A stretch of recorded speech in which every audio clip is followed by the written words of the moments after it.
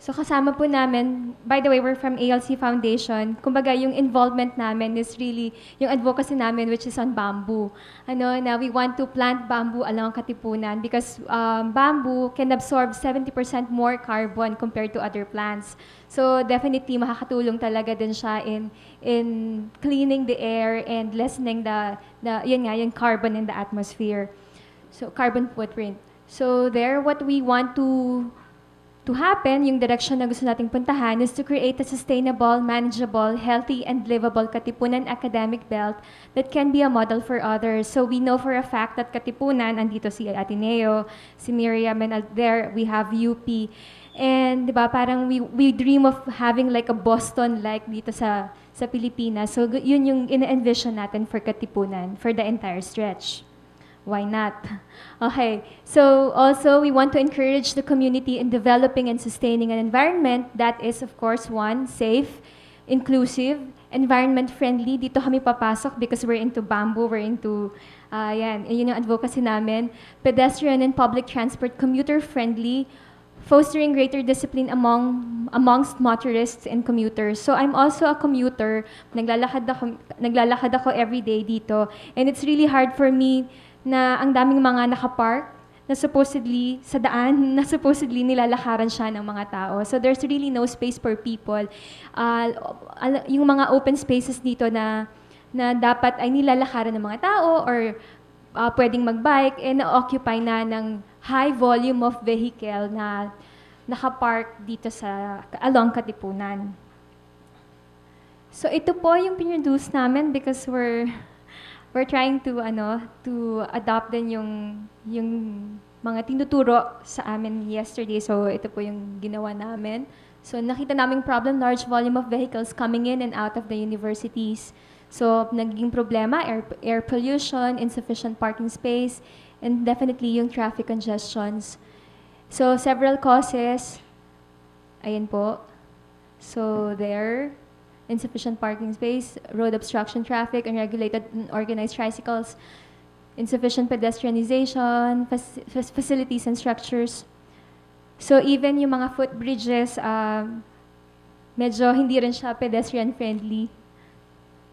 So there. So impact, ang nakikita po ang gusto po talaga natin na maging impact is to create, to make Katipunan clean, green, and safe for pedestrians. At yun nga po, hindi malesen yung air pollution, mas maging greener, and mas maging friendly for us people. So outcome, make Katipunan Road walkable, bikeable, and green. And then for output, ito po, greenscape Katipunan, walkable and bikeable lanes. Tapos syempre, yung mga stakeholders, the pedestrians, everyone, ma-educate rin at ma-encourage din to bike, to walk, and to be with us as we to join us as we green the entire Katipunan.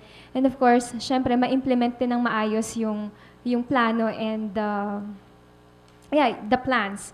And speaking of plans, I will just be showing you yung ilang mga pictures and updates na shinare sa amin ni Ms. Rina. So ito po yung from the existing, I have to mention your name, Ms. Rina. So this is from the existing project na ginagawa for Katipunan. What we have just presented is just the output that we did from yesterday exercise.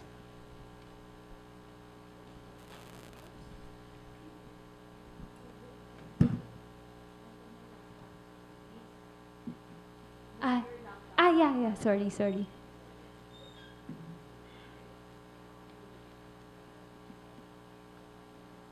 Operation.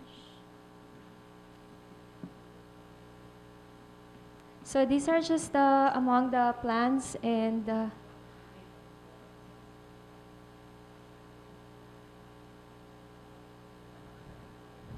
perspectives, right, Ms. Rina?